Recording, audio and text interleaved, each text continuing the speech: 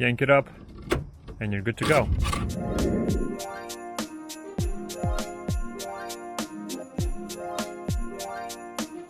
Well guys, I got myself into a little pickle after work. It's like 4 in the morning right now, and I lost my keys out of my F350. So I don't know, I have no idea where I lost them, but they fell out of somewhere. I went and looked everywhere in the truck, looked at work, backtracked everything, and I checked all my pockets in the backpack and everything. So I'm over here trying to figure out how to open it. I found a hanger at work, so I was playing with that, and I was just trying to shove it in here between the seal and the window, and just trying to figure out where the lock is and blah blah blah, just trying to do everything I can. And then also, actually, let me try the back window. Ugh. I usually have this window unlocked, but nope, not this time.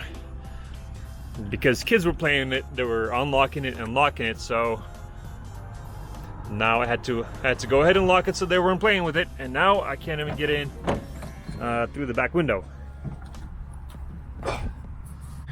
And since I just got off work, I really don't want to, I don't know what to do. I mean, they could be inside the truck, but honestly, I looked everywhere through the windows and I don't see it anywhere. Maybe it fell somewhere between the seats, I don't know.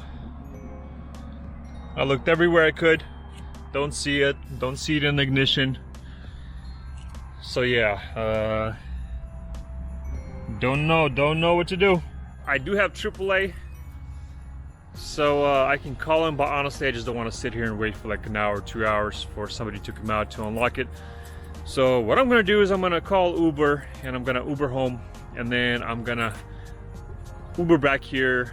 It's Friday, so that kind of sucks. So I'm gonna Uber back here the following day. I'll try to wake up as early as possible, and I'm gonna Uber back here. I don't have a spare key because I bought this truck from auction, and usually when you get it from the auction, you get only one key. So I'm just gonna go ahead and see what I can figure out on how to get into the truck tomorrow, and then I'll go from there. And then if I can't get in, then I'll call AAA, see what they can do. If they can come out and tow it home, that would be ideal.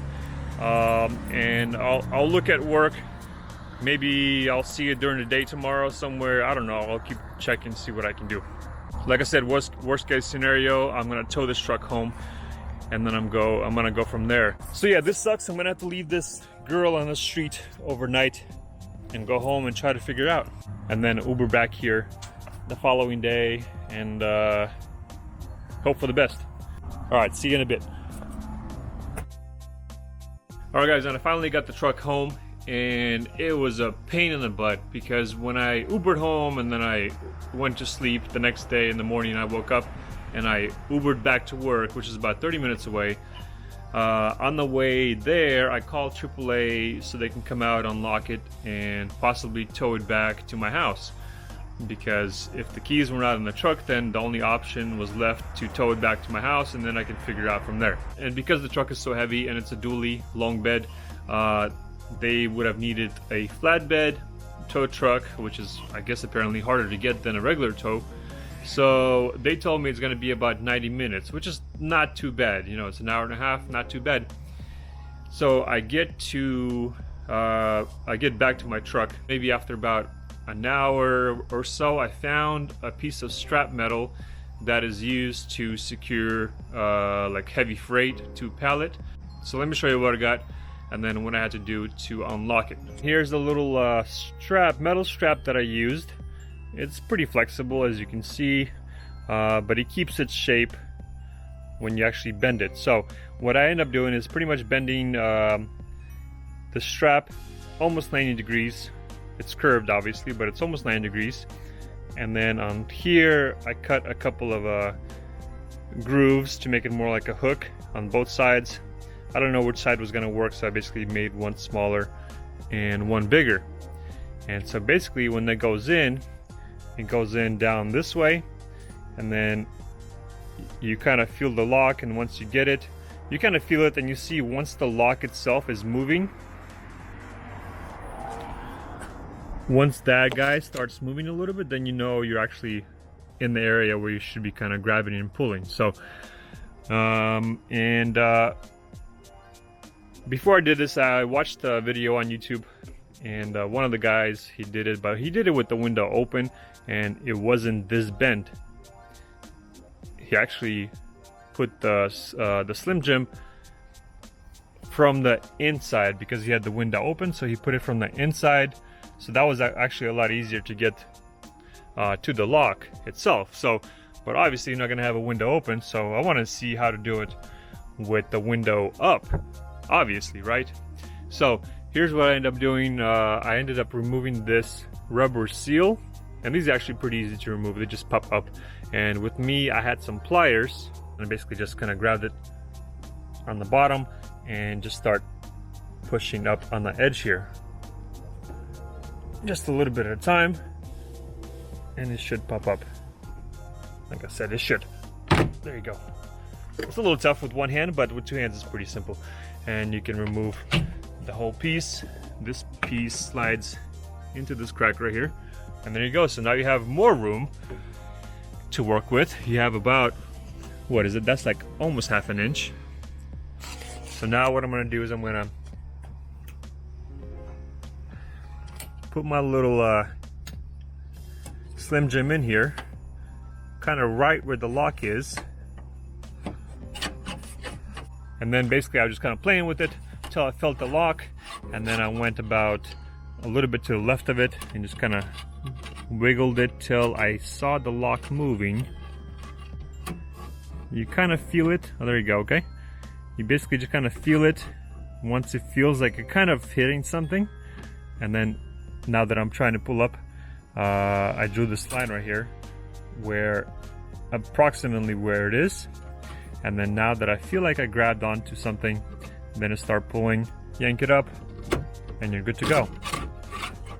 And that's about, I want to say, it's about, yeah, about a foot, 12 inches down or so. That actually straightened out a little bit when I was pulling, so you want it to be more bent, more like a L shape, J. And there we go, and the door is unlocked. Boom, ready to go.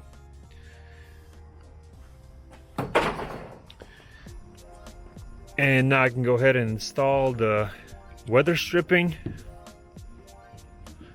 You're gonna put this side in first. And I need actually like a little screwdriver so I can, actually no I don't.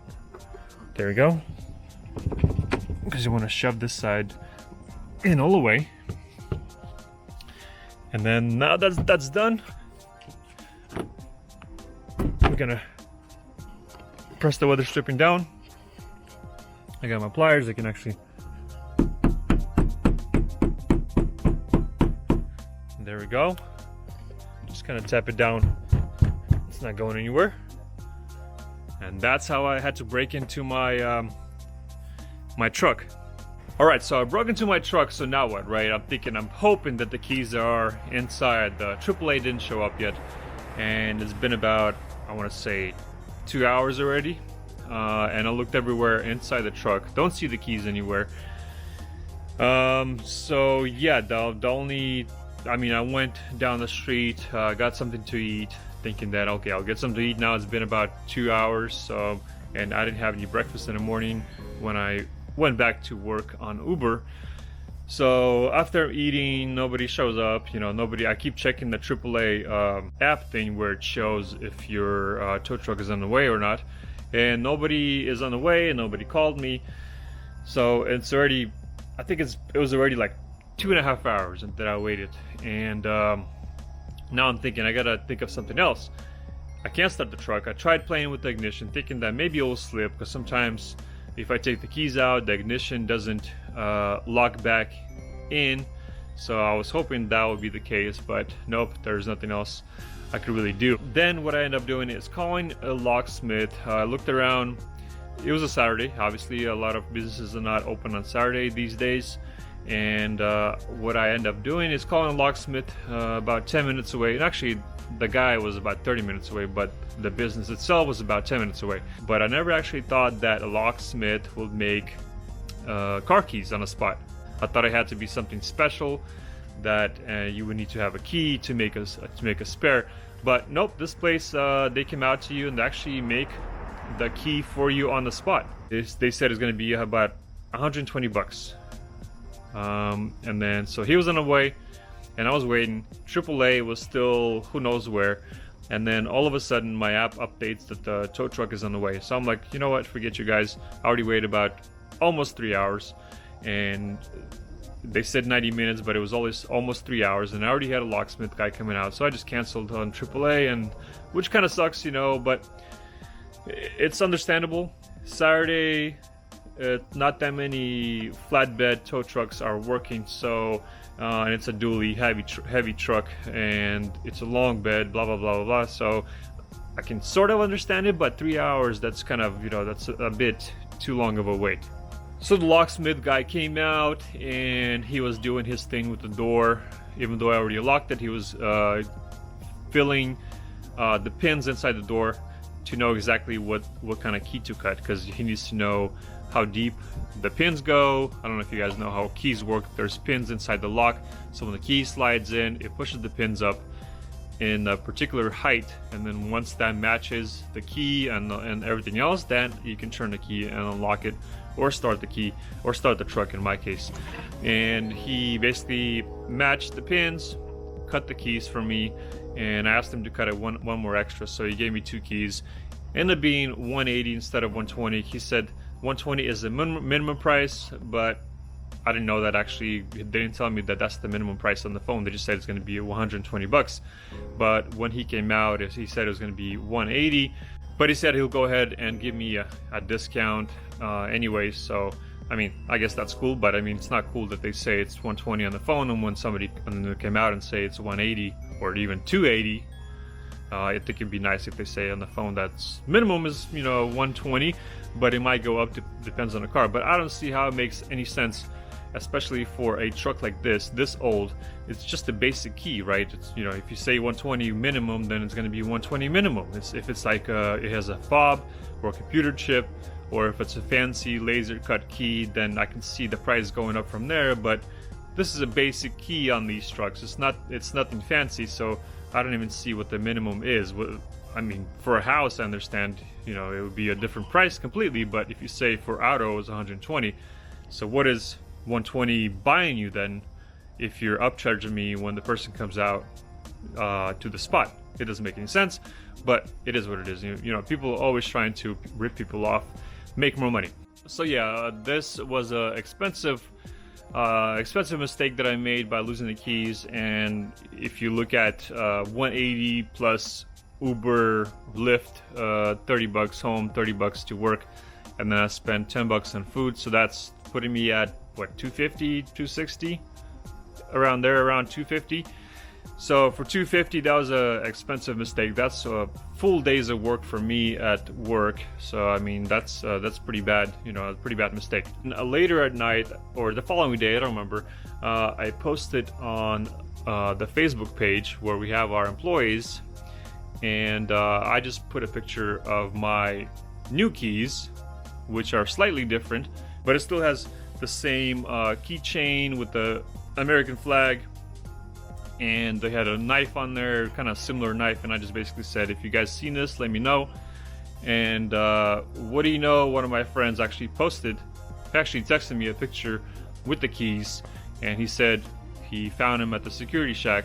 So apparently somehow I dropped him out of my bag somewhere, I don't know, and then I didn't even hear him. So it's something like one of those things like you would hear falling out, but I didn't hear it falling out. So and somebody turned him in, so that was cool. And it was probably somebody probably found them after I went home, or I don't know, during my shift or whatever. I don't know.